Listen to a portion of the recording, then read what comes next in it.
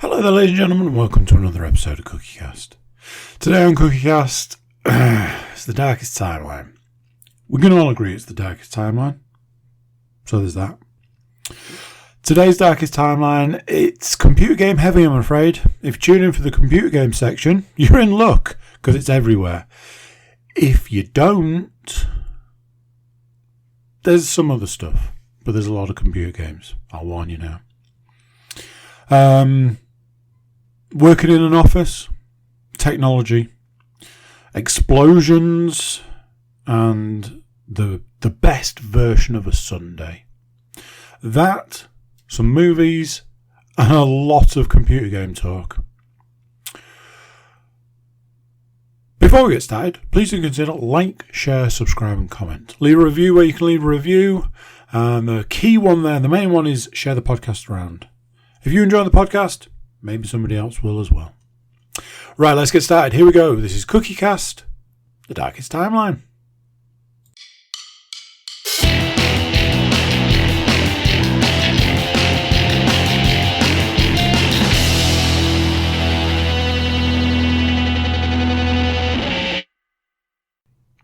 Hello. So, there. That was spookier than I intended. It's the spooky season. Not by the time you get this. Don't even think it'll be the bonfire season. So I can't even blame it on that. Sometimes you've just got to go with it. Apparently there is a frog lodged in this here throat. Yes, I will absolutely try and download this podcast that will absolutely not download. What is going on with that?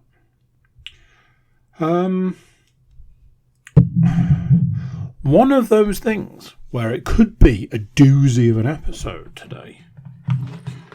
Or it could be like 25 minutes and I'm like, oh, well, that was a short one. Lots of computing. Lots of computer game based things. So that might put some people off. And yeah, some other things. Let's get stuck in. Obviously, this in theory would fall into the computer game section, but I wanted to give it its own little bit of the podcast because I've got other games to talk about. But the title of this bit would be VR's back, baby. That's right, VR is back. Often, I feel like a bit of a fraud. No, not for that reason. I have to feel like a bit of a fraud because when I'm setting up the podcast, when I'm uploading and doing all of that side of the job, there's an option to copy the tags from a previous podcast. So for speed, I just copy them, knowing full well that one of the tags is VR. And I'm like, well, it's not like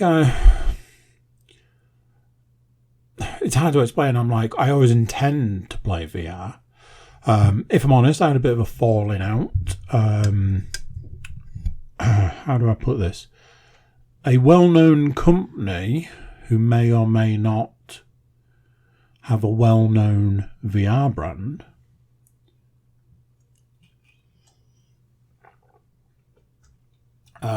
informed me via email that they were no longer going to support the VR headset that I owned.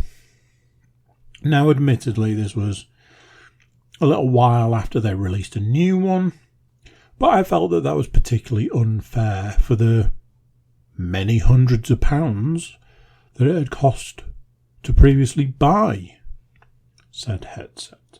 Now, admittedly, looking into the email, it was very much one of those of, from their perspective, they want you to buy the new one.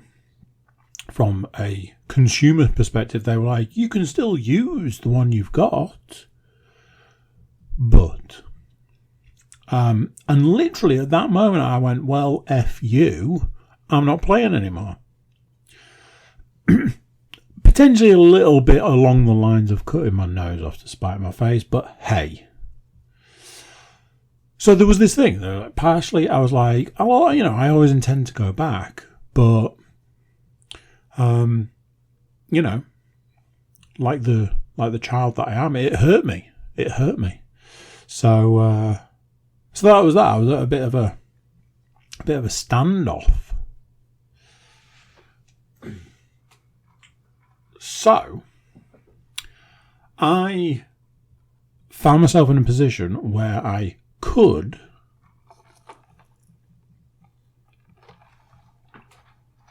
furnish myself with the Quest 2. Second iteration of the Quest. I could get it at a good price, so on and so forth. There was additional accessories, some of which on their own are expensive, and it would save me a lot of money in a roundabout way. I was like, well, it's not like I'm like, I don't want to play the VR. I hate the Quest.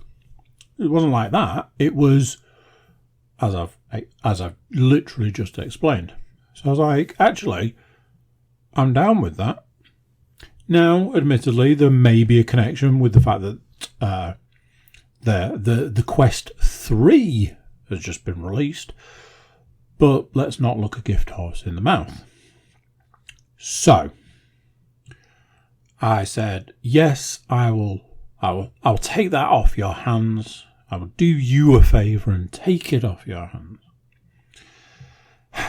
One of those things that I used to make time for VR, but with things like recently having Game Pass for a month, and typically at the same time as getting Game Pass, ending up with for the first time in what feels like 4 years, a backlog of games, new and old. It's a veritable cornucopia of games.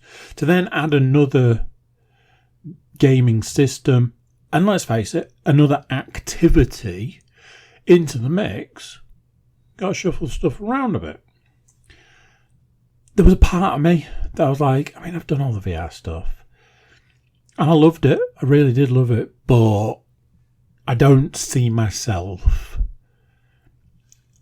overly getting too much play out of it. So here's a list of the games that I've played in the last week. I got the VR Tuesday, so 6 days ago. I've played the most recent version of Pistol Whip. I've played the updated version of Gun Club. One of my personal favourites, Arizona Sunshine. Nobody saw that one coming, did they? And the other day, I also dipped back into Robo Recall. One of the things that was nice is one of the first things the Quest 2 said to me was, hey, this is the top 20 games from your previous Quest. Would you like me to just go ahead and install those? And I said, let me have a look. Yes, please. Do that. Because in that 20 games were all the games I wanted to play. On the flip side, what it doesn't do is it doesn't carry any saves over. Now, I know from... there was a point in time, I think I spoke about it on the podcast, there was a point in time where I had to do a factory reset on my original Quest, and a very similar thing happened. I could reinstall all of my games, but I lost all of my saves. And again, it was another one where I was like, oh, you swine. However, this time it was kind of nice. It was like it was new, it was fresh. And even though I've played all of these games before, playing them again from scratch has been quite enjoyable. Pistol Whip is the game that keeps on giving.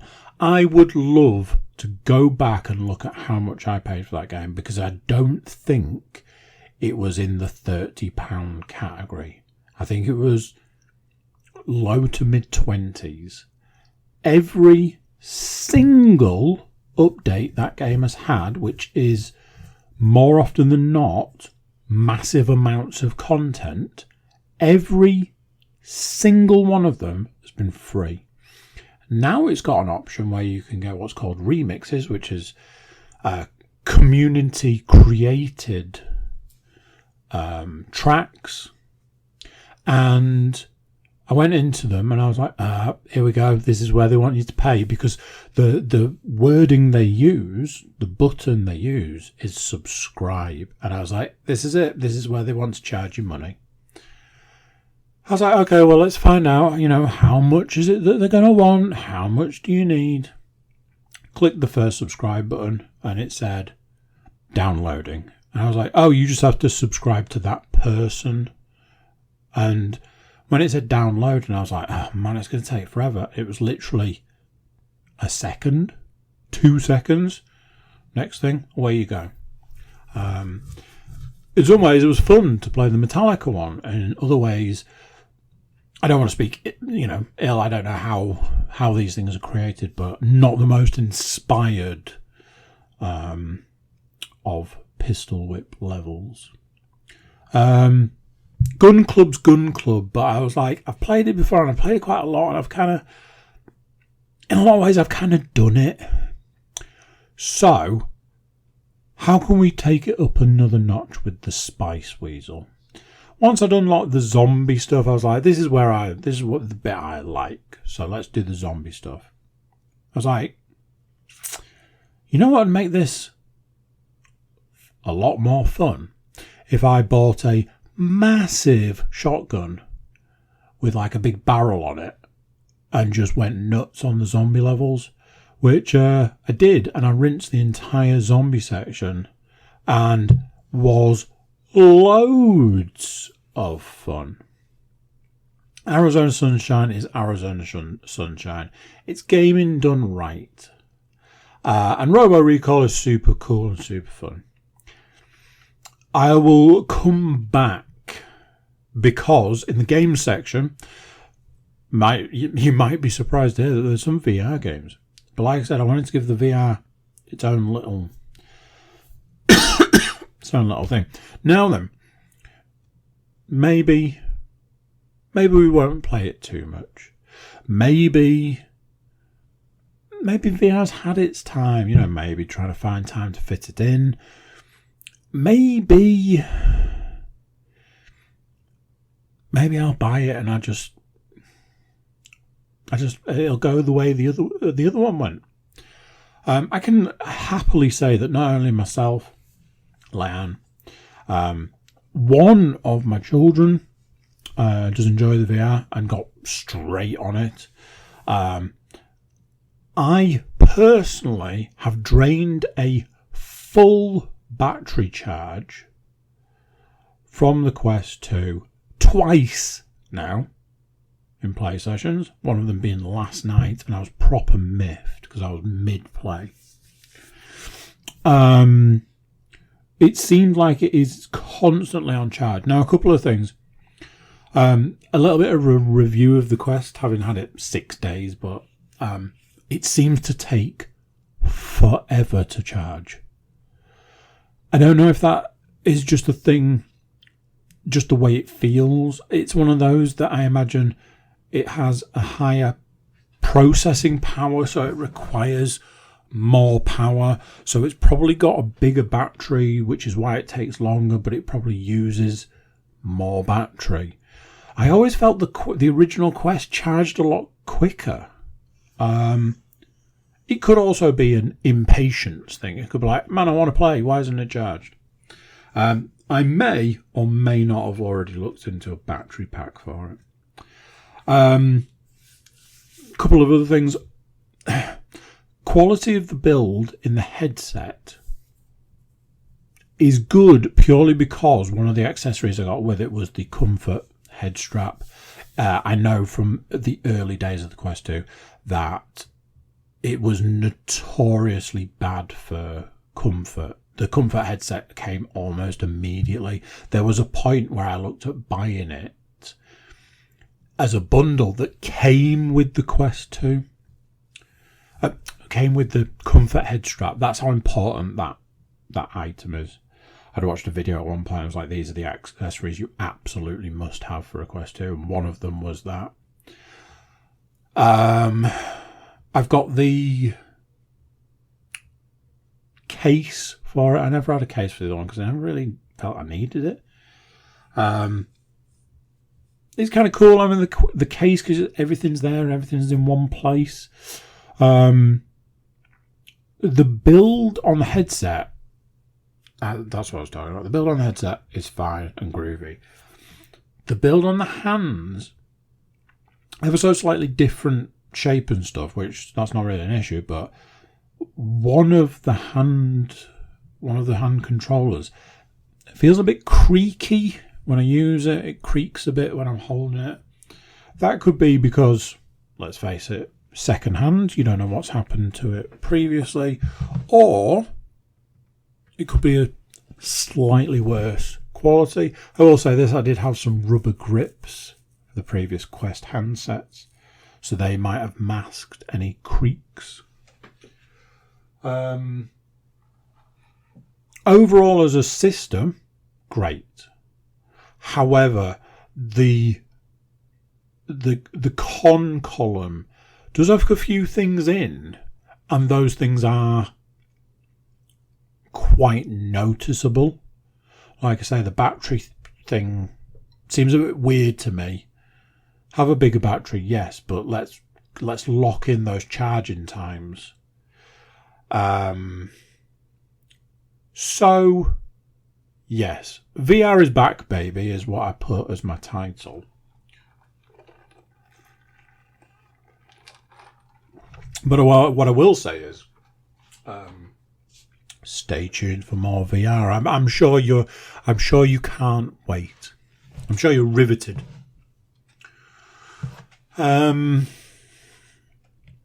Weirdly, talking about VR straight out of the gate, to then go on to talking more about computer games would be a really weird thing for a podcast that's not solely based around computer games.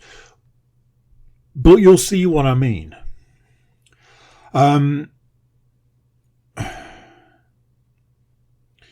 Any quote-unquote gamer will tell you about this phenomena. And this phenomena is this. There are times when the absolute last thing you want to do is play computer games. Computer games are boring. Computer games are rubbish. Computer games are the worst. Maybe you'll sell your console. Maybe it's time to hang up that controller. Maybe read a book. Maybe do some jobs around the house. Maybe it's time to fix that thing that's broken that you just haven't had the time to do. That is part of the gamer existence.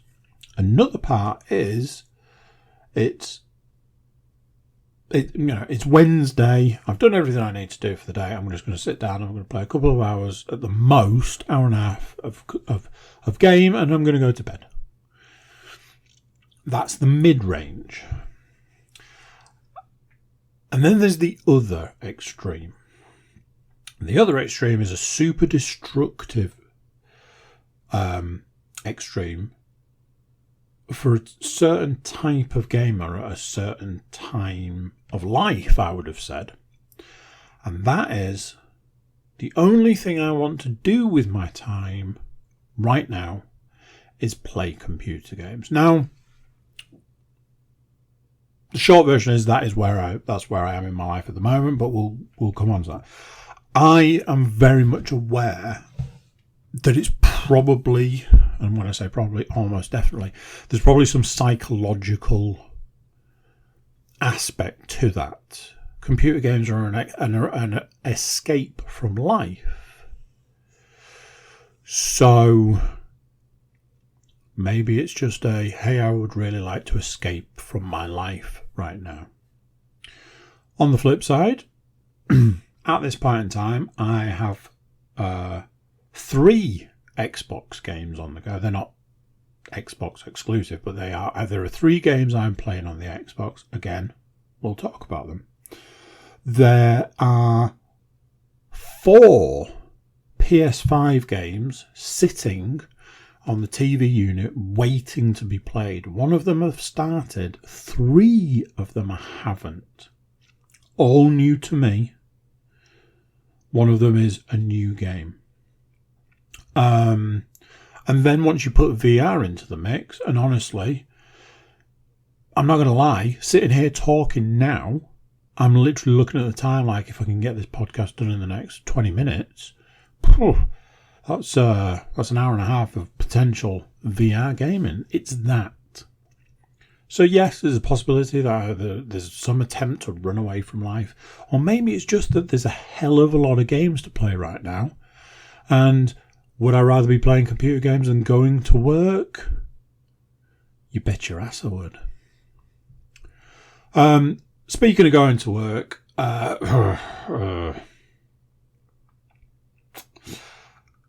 been doing a lot of time in the office recently.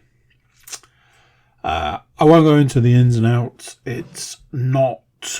I was going to say it's not by choice. It absolutely is by choice. But if I didn't have the choice, I wouldn't. Long story, doesn't need to go into. But it has made me. It has made me think about life, the world, and where we were X number of years ago. X number of years ago, I went in the office 4 days a week. I work 4 days a week. I go in the office 4 days a week. Now, that was that. It was as simple as that. Then we had a small, medical emergency that lasted, give or take, 3 years.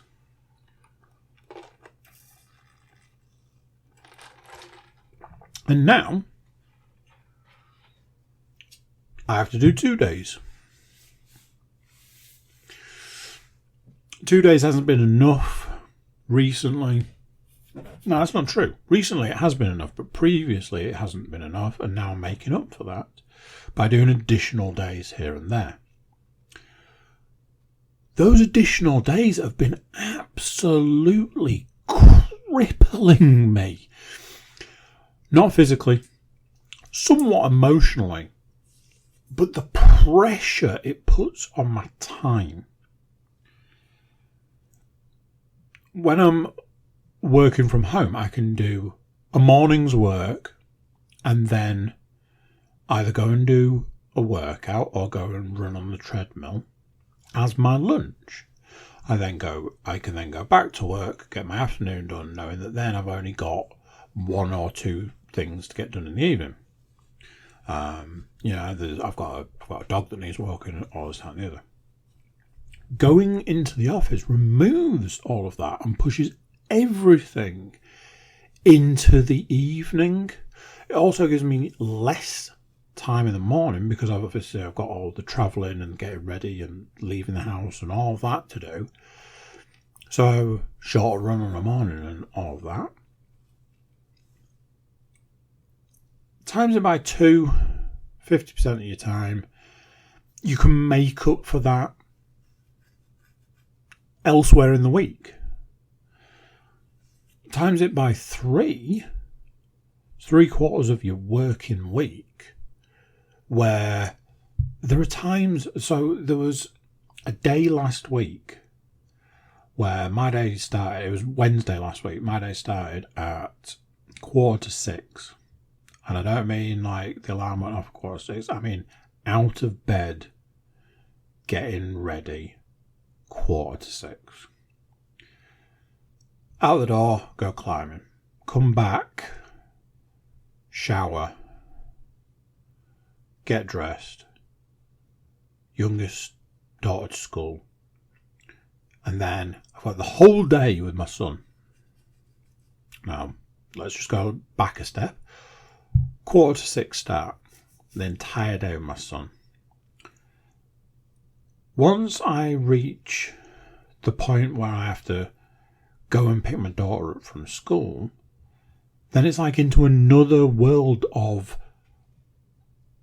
twice as many children, twice as much whatever.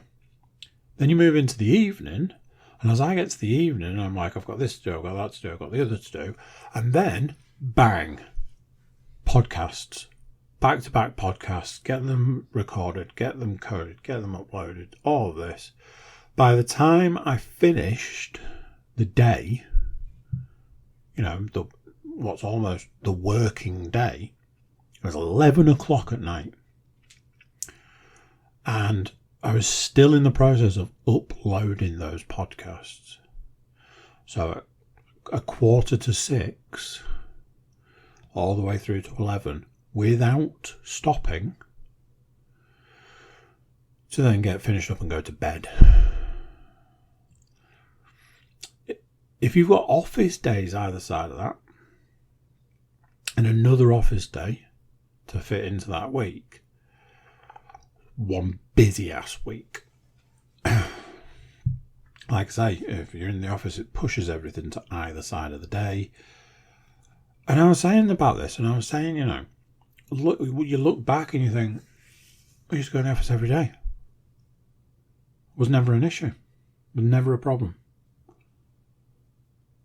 Now, it's unthinkable. Obviously, have to do it. It's doable, whatever. Next week, all the days I'm working next week, I have to be in the office. So, and admittedly, as Leanne pointed out to me, it was, yeah, but you didn't have a dog, children living in the house, you weren't working out the way you were, you weren't running the way you were, or are, etc., etc. So your life has completely changed because of that. And I was like, oh, yeah, I suppose that is a point. Even so, these additional office days have been absolutely brutal. Technology hates me. Have I ever told you this?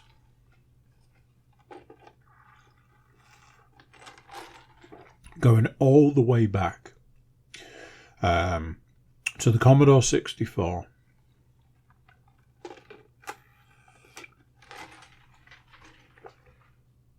All I wanted for Christmas, ladies and gents, all I wanted for Christmas was Commodore Amiga. But we were poor. So, I got a Commodore 64. Now, the Commodore 64 was still a valid machine. It's just the Amiga was new. And it was a disk drive instead of a tape drive. It was all integrated. Commodore 64 was all separate pieces. Keyboard, tape deck, and then the unit itself. I cannot stress how big the box was. The box was like a modern day car. It was huge. And it took a full calendar year, a full 365 days to get that Commodore 64 up and running. It didn't work. This was the thing. I got this Christmas present, which was amazing. It was a big thing. And I got it all, plugged it all in, and it didn't work. So it had to go back to the shop, and basically the shop were like, we will just replace the bit that doesn't work. So it's like, all right, cool. This was in the 90s. I'm going to go out and say there was, say, 91, maybe. So they were like, we'll replace the part for you. It'll take 3 weeks. They'll send it to the company will get it eventually, they'll process it and send it back. So it had like 3 or 4 of the main bodies replaced. And it had, I think it was something like, it was either 4 or 5 tape decks replaced. At the best part of a month for each. Then there was the point in time where they were like, well, we'll replace the cables. Maybe it's the cables, but they do them each individual cable and send them off and stuff. And it took a full calendar year to get it fixed and to get it up and running. And I formed a theory at that point in time. My theory was that technology hated me. It was just a weird thing. Whatever I touched, technologically, just broke. However I touched it, it broke. And that theory has stuck with me for 30 plus years, because there have been various points in my life where I've picked up an item of technology and that item of technology has gone, I don't work anymore. And I'm not saying it's because you touched me, but let's look at the situation. So recently, it's just been one of those points of time. I have had so many items of technology that are just like, nah, mate, I'm out. My Xbox is like, I am going to explode in a ball of flames any day now. I think did I talk about the fact that I had to do essentially a factory reset on my Xbox? Yeah, if that had been the end of it, that would have probably been fine. No, it almost immediately developed a different issue. So now its new issue is that the fan doesn't turn on. The fan doesn't turn off anymore. You turn the Xbox off and the fan just keeps running. I discovered this after turning the Xbox off and going back 2 hours later and going, what's that noise? Having looked up on the internet, surprise, surprise, it's a common issue and it can be fixed by doing it this. I have to do that every time I use it now. I'm trying to think of other examples, because at the moment that's one example. Phone was playing up at one point. That was fun. What was the other thing I was thinking about the other day?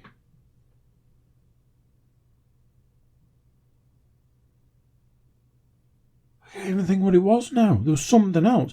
I couldn't get the music to work in the car. Music was like, nah, mate, not today. I was like, but what am I supposed to listen to? It's like, I don't know, not this. Like, all right, lovely, thank you. Obviously, there's all the issues I've had with the car. I've got a TV that whistles. It's not annoying in the slightest. Spoilers. It's definitely annoying. What was the other thing?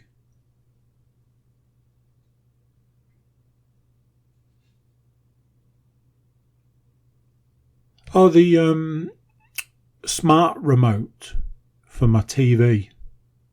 That was like, I can turn on and off. Okay. What about all the other functions? No, I can't do those anymore. It's been just one thing after another, after another, after another.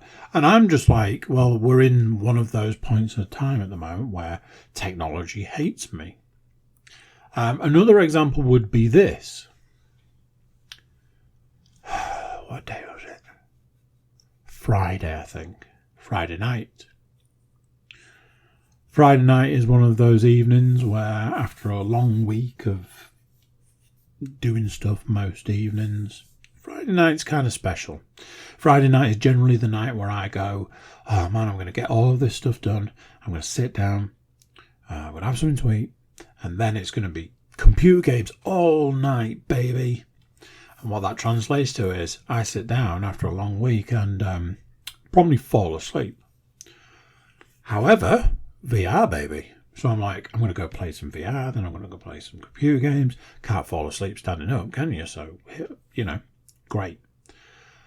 Walk into the dining room. I'm like, I'm going to play some VR. VR requires a well-lit room. So I'm going to turn this light on. Now, earlier in the evening, the light in question had flickered momentarily whilst turned on. I was like, that seems strange. I turned on the light and I thought that somebody had been shot because there was a bang and a pop all at the same time, and then the sound of what I could only describe as rain. The rain in question was tiny, tiny, tiny, tiny pieces of glass raining down over absolutely everything in the dining room. Yes, the bulb had exploded. Now, we've all been there where you flick a light switch and the light goes, and it sometimes it goes with a pop, sometimes it goes with a small bang, sometimes it just doesn't turn on anymore. And you go, that bulb is dead. In all of my years, I've never had a bulb explode. I was stood in the doorway. I'm like, right, job one, let's get the dog out of here. The dog being the one going, what happened? Let me go investigate. Don't do that, numpty. Leave the room. So once you've got the dog out and, there's that, then it's like, how exactly do you go about clearing up tiny, tiny, tiny pieces of glass everywhere? And the main part of this is, how do you clean up all the tiny pieces of glass off all of the toys and all of the surfaces that your children use? I can answer that question. For a very long time, you just hoover everything. And the bigger than sand size pieces of glass you pick up. It's also loads of fun to try and remove an exploded bulb from the light fitting. I've never been more terrified using a pair of pliers, let's put it that way.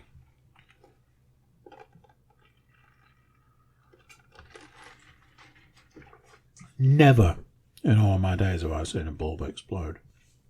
Lan said that it has happened to her, but oh my word, what a nightmare.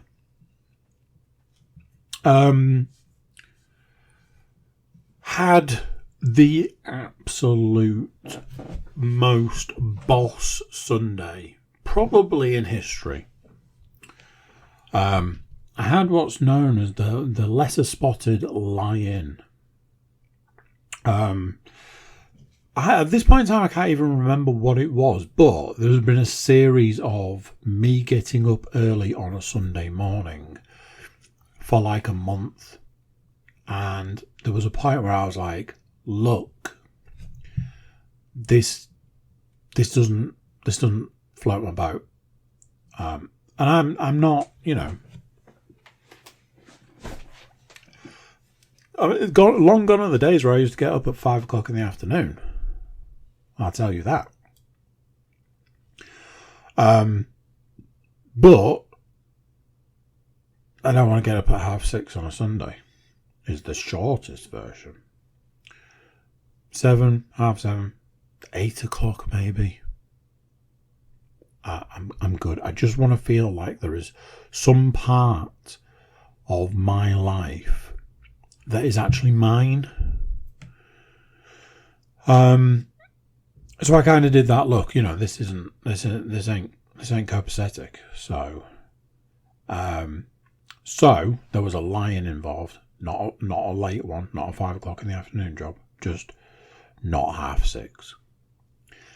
Now, as I was explaining to somebody at work today, the lie-in is a dangerous thing.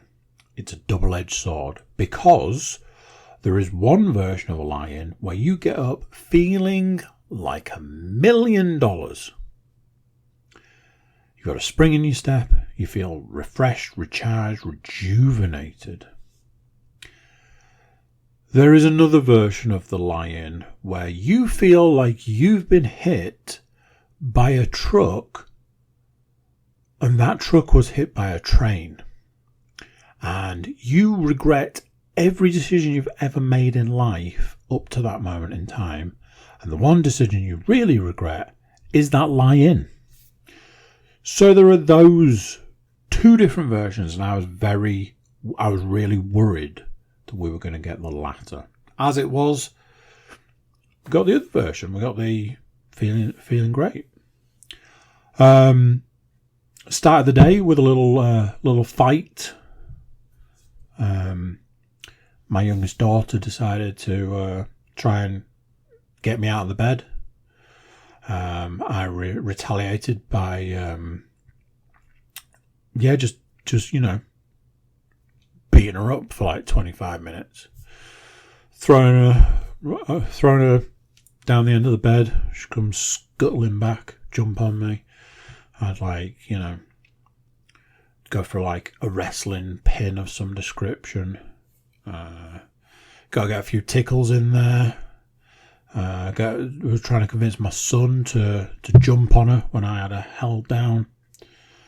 Laughter, fighting, more laughter. Is there a better way to start a Sunday? A lie-in and a fight. Got up, got a nice long hot shower, got dressed, but then I was ready to tackle the day, and not only to tackle that day, to tackle absolutely every single aspect, every fibre of that day. So I was like, let's get this day done. Let's get this day done right. Not only am I going to, get the dog out for a nice long walk, get him absolutely worn out, I'm going to get as many jobs done as possible today so that I can sit down this evening and watch the American football, knowing full well my jobs are done. And then after watching the American football, I am going to play VR. So let's get after it. And that's what I did. I got the dog out, nice long walk, got back. I was like, right, I need to make a salad for tea. And while I'm making a salad for tea, I'll make my lunch for tomorrow. And, there was like washing that needed swapping over.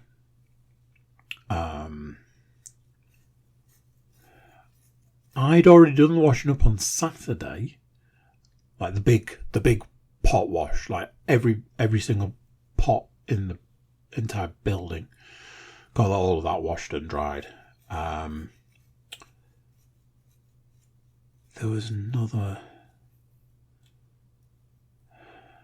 Did I mention my lunch? Made my lunch. Packed my bag.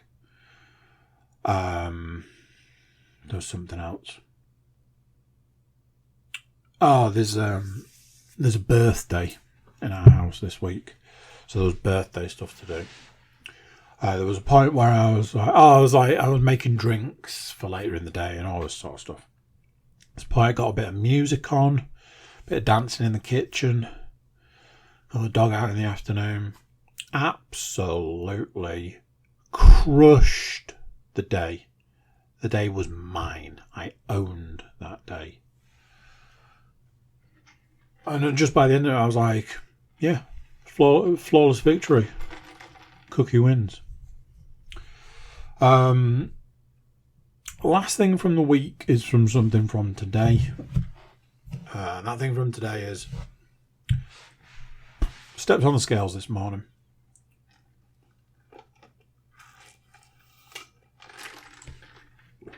And having had a week of eating right, working out, running, climbing, fasting, all of that. I stepped on the scales at exactly the same weight as I was last week. And I went, okay, I think we're done here. I think this is it for me. I now have to just resign myself to this is my weight. When somebody says to me in the future, how much do you weigh? I will say, this is how much I weigh. It's now time to stop stepping on the scales. And basically, I've weighed the same for a month. And as I said before, go back X amount of time or whatever. Personally, I think it is physically impossible to continue to weigh the same with the amount I do week in, week out. So the fact that I do weigh the same means that there is something fundamentally wrong, and I think we're going to have to just say at this point, here and now, this is it. This is me. It's not what I want. It's not the way I want things to be. I honestly don't know what I can do to change it past this. I presume that my metabolism is now non-existent. I'm metabolically challenged is something that will come up shortly. So that's that. And there's a weird part of me that feels kind of liberated by it. There's a part of me that's like, there we go. This is it. This is the end of this journey. I can stop recording my weight week in, week out. I can stop writing it down. And I can just say, this is me now. This is me. Yeah. Seems like a strange concept.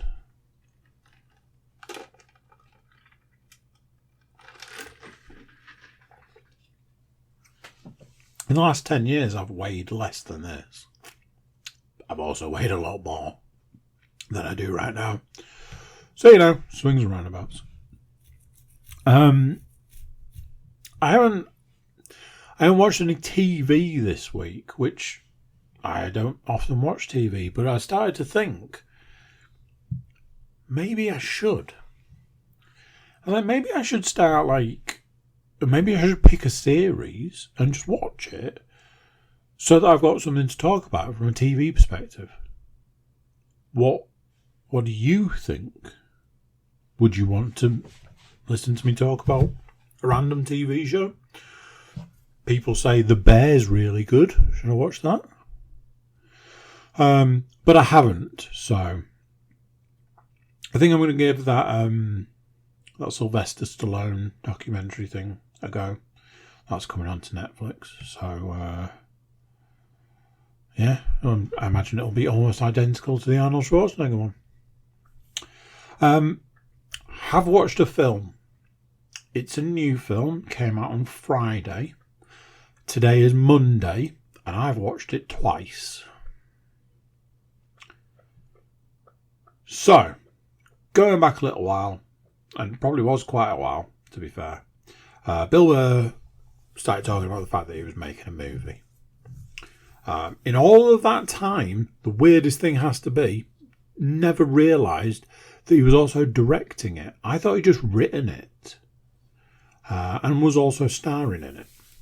The film is called Old Dads, and he made a big deal about everybody needs to go to the cinema. When this film comes out, you need to get yourselves to the cinema. A little while ago, a trailer popped up for Old Dads, which was going to be shown on Netflix. And I was like, Billy boy, come on, man. You made that massive deal about people need to go to the cinema, and then you've just essentially sold it to Netflix. One of those things, I did hear Bert Kreischer talking about the process of selling a movie to Netflix.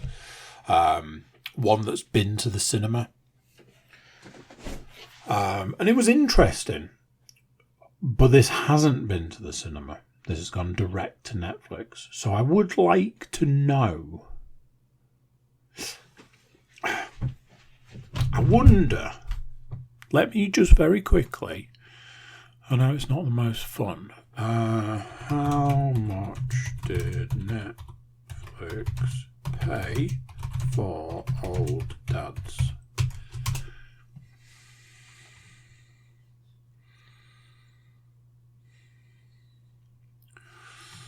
Oh, there we go. The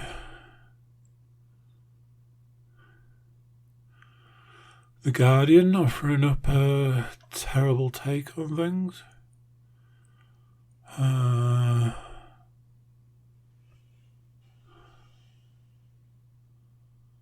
No, just a load of reviews.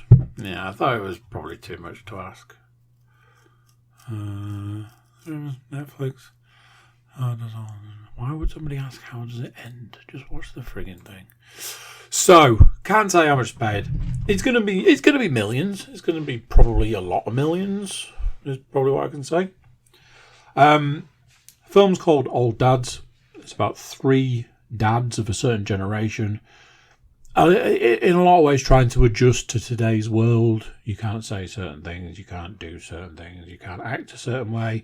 And especially if you are an angry middle-aged man. Can't imagine why, as a film, it would appeal to me. But Bill Burr basically plays himself. So, there's that.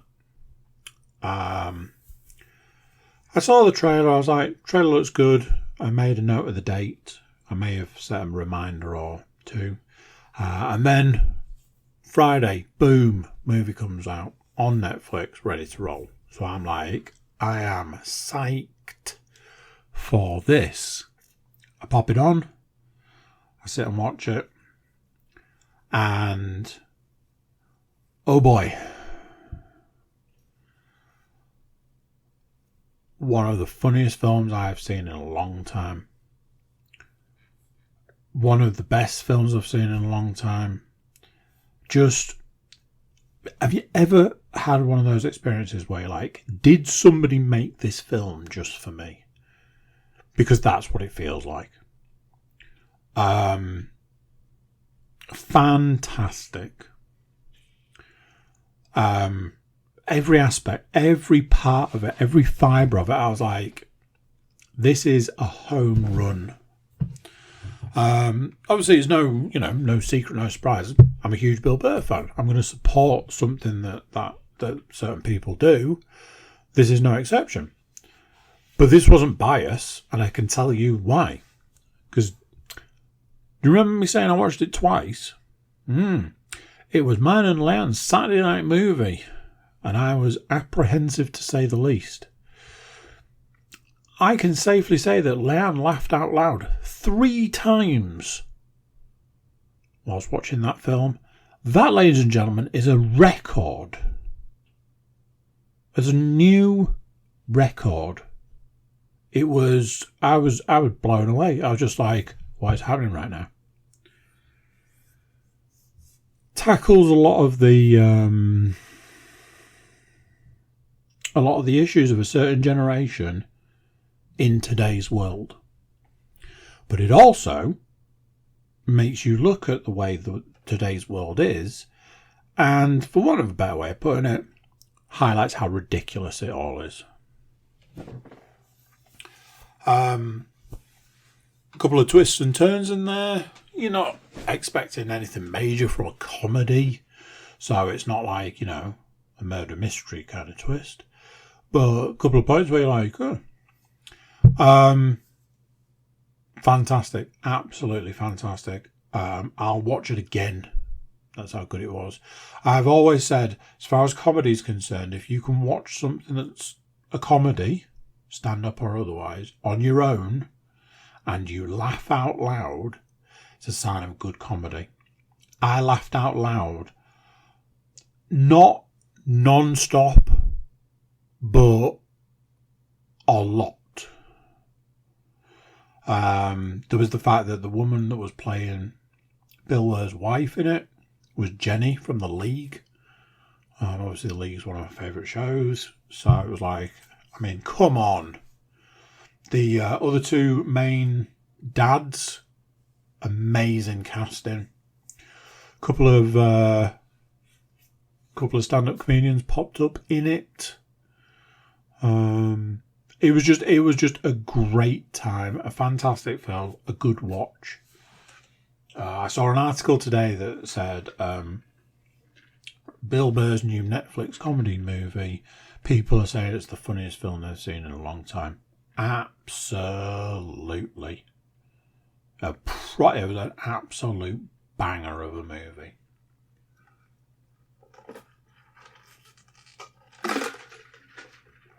Computer games. Back again so soon. I'll rattle through some of these.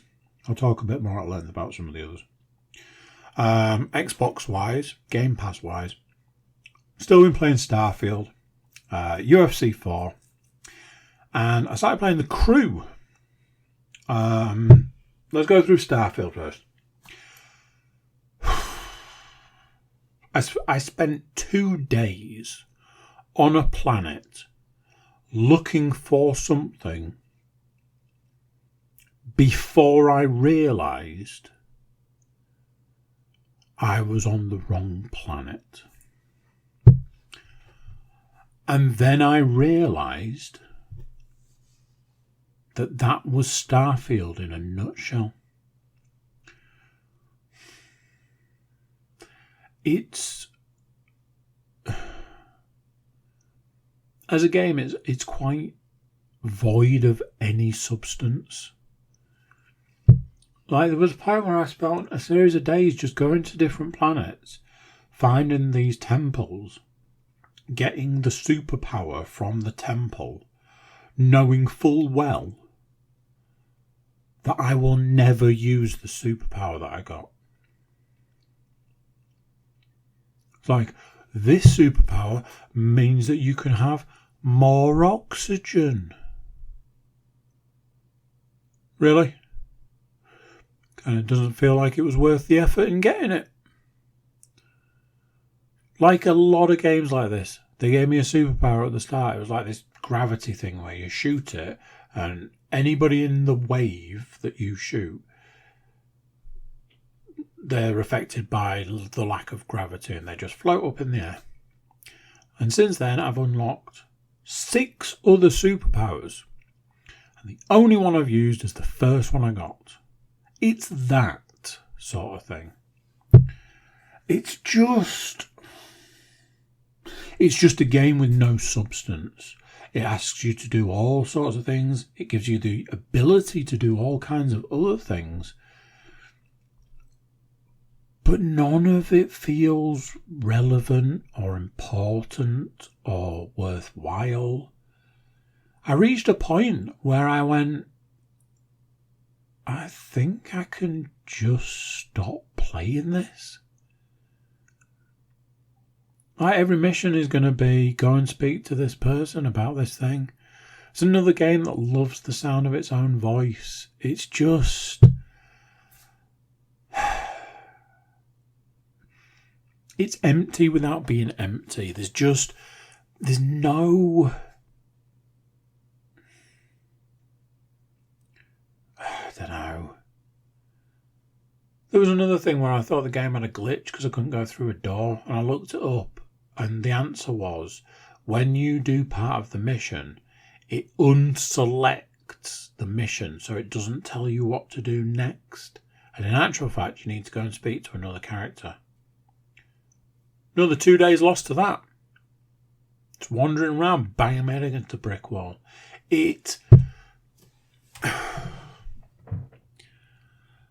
So big, so vast, so much you can do. None of it you really want to.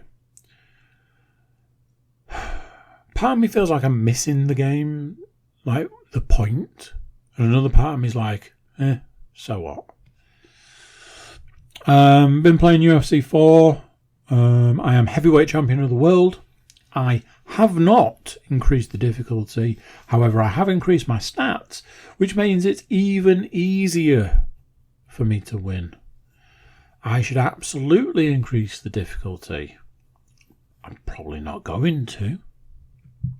It's been interesting. You reach a point where it's like, I'm heavyweight champion of the world, so all I do now is defend my title to people who are not as good as me in a game where the difficulty is lower than it should be and my stats are through the roof. So let's talk about the crew. I had the crew. I think I had it on the PS4. Let's say that. One of my favourite driving games of that sort of time, whatever. I had this amazing thing that I'd never seen before in a driving game and I've never seen since. And it baffles me for both of those reasons. When you're doing a driving game, you go around a corner and you crash into something, the car would take damage. Loads of games do it. It's a common thing. Sometimes you can turn the damage off. Sometimes you can have cosmetic damage. Sometimes you can have damage that affects how you drive. But if you crash your car, you get damage. And the crew does it as well. If you crash your car, you get damage. Sometimes it feels like over-accentuated damage, but you get damage. But your vehicles are like Wolverine, or in fact Deadpool. Your vehicles have a healing factor, a healing ability, and you can physically watch them repair themselves. It makes no sense. It doesn't go with the story in any way. And it's a super cool feature. Story's good. It's one of the few times that a racing game has a good story. Playing it now. Oh, so the issue was I played it, I loved it, and I finished it. You couldn't do a new game. You couldn't find a way to select a new game. So I was like, this ain't my first rodeo, my friend. All you have to do is delete the save.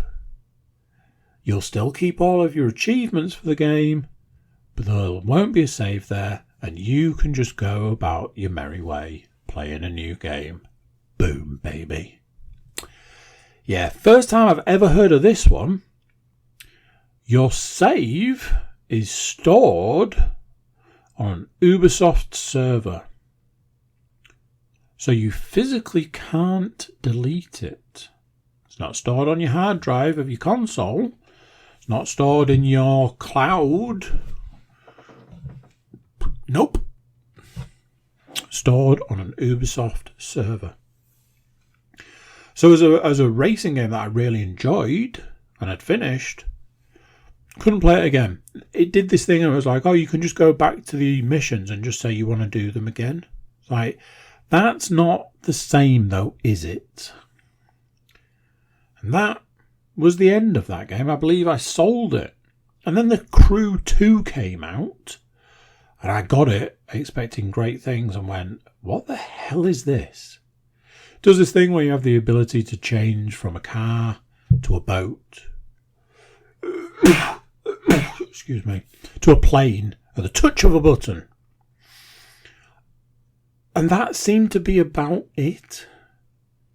It was a very strange sequel and I just couldn't get on with it. And that was kind of at the end of the Crew for me. Having Game Pass on the Xbox, which is, as you may know, not a PlayStation, I was like, you can get the Crew as part of Game Pass. I think it's actually a gold, so it's slightly different to Game Pass. Anyway, I was like, oh man, I really enjoyed that game. I wonder if I download it to the Xbox, if I can play a new game version of it. And lo and behold, you can. Honestly, it hasn't aged as well as I'd hoped it would have done. Still good fun, still good game. There are a couple of aspects, having played not very much of it, that I'm like, oh man, I really wish we could get rid of this. Like, it does that, like, oh, here's a challenge in the middle of the road. It's like, well, I don't want to do the challenge. I'm driving from point A to point B. Can we give it a miss? Not really. Now, do a slalom. I don't want to. I just want to go that way. Oh, you failed. You're a failure. that's what my life keeps telling me. So, thanks for that.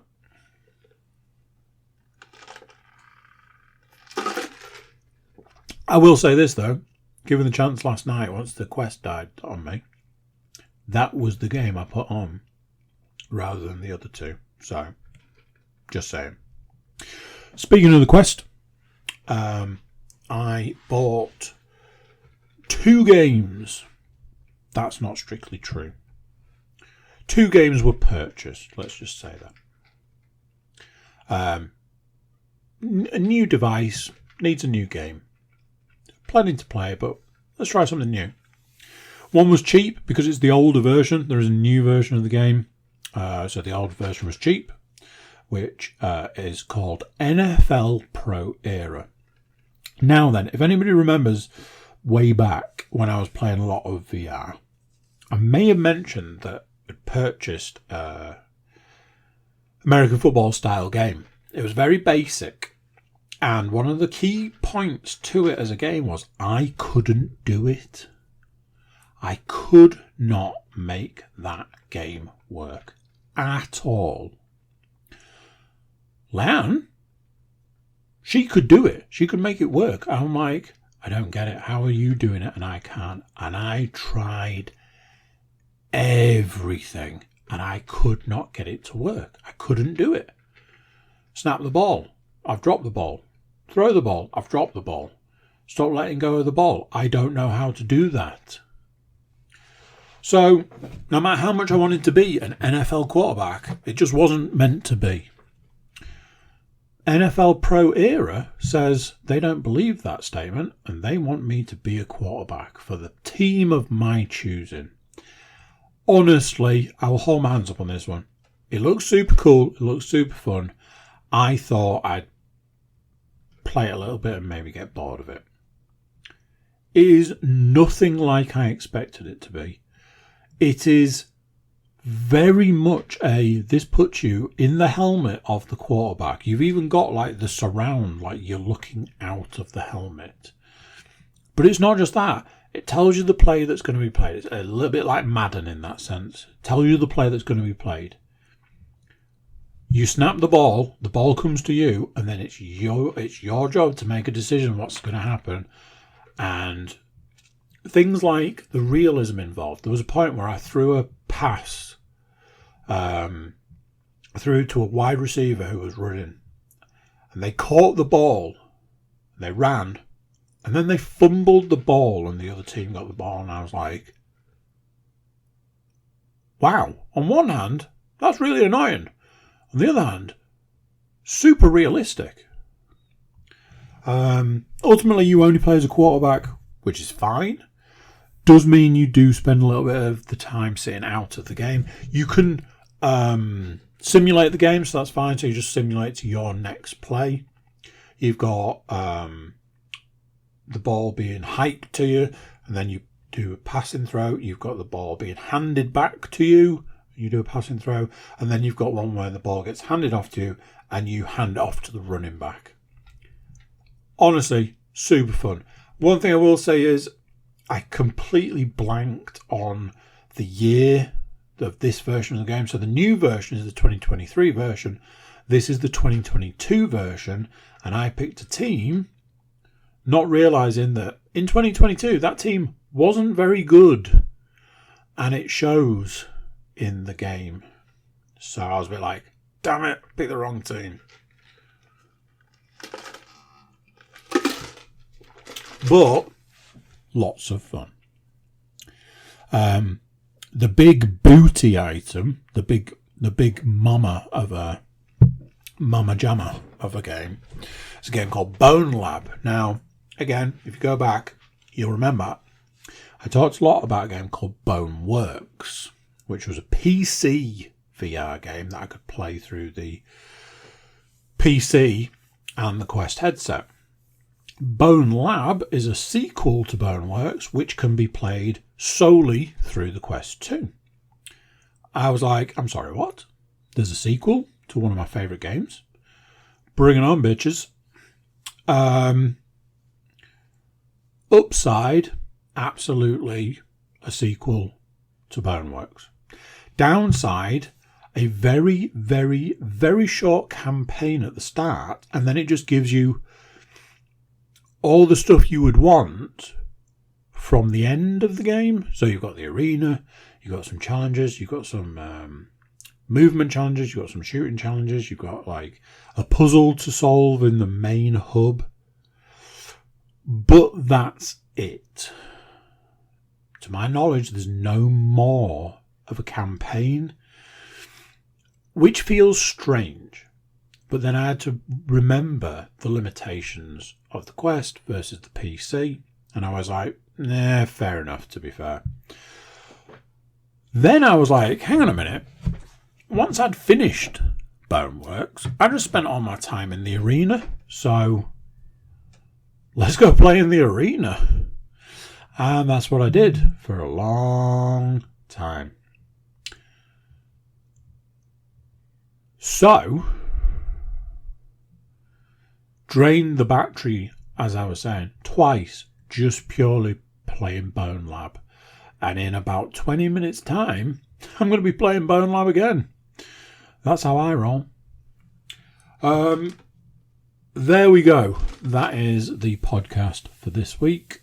That is the podcast for today. Sorry if it was too much computer games, but that's where my tiny little brain is at the moment. So, next week I'll probably be complaining about something, I don't know, driving related. Who knows? Right, I'll catch you later. Bye-bye. So there we go, what do you think to that? Another one done, another one gone. Sorry if you weren't wanting the computer game stuff, but hey, you got to go with what's been happening in the week, and that was what was happening this week. There was other stuff. It wasn't like it was all computer games. What more do you want? I jest. Anyway, before you go, if you want to hear more computer game talk, you can like, share, subscribe, and comment. Leave a review where you can leave a review, and check out the website. TheCookieCast.com has got our social media links and email button. That way you can get in touch with us. Maybe write us an email and tell us what your favourite computer game is. Anyway, that's enough from me. I'm going to let you guys go, and I'll catch you next time. Bye-bye. Thank you for listening to this episode of CookieCast.